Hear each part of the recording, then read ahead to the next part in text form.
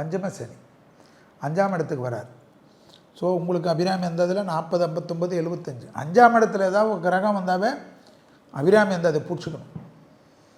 40வது பாடல், 59வது பாடல், 75வது பாடல் விட்டுறாதீங்க.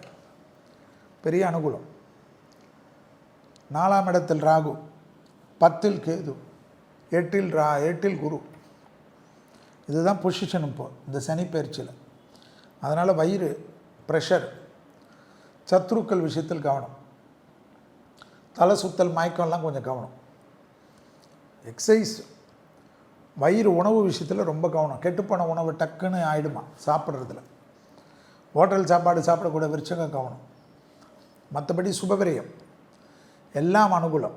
தனம், குடும்பம், வாக்கு பெருகும். குடும்பத்தில் நிம்மதி ஏற்படும். தாய் வழி உறவு, தந்தை வழி உறவு மேன்மை அடையும். இரத்தபந்த உறவுகளுக்கும் உங்களுக்கும் இருந்த பிரச்சனைகள் தீரும். எடுத்த காரியத்தில் ஜெயம், அனுகூலம் காணப்படும். தொலைதூரத்திலிருந்து நல்ல செய்திகள் வரும். எதிர்பார்க்காத அனுகூலம்.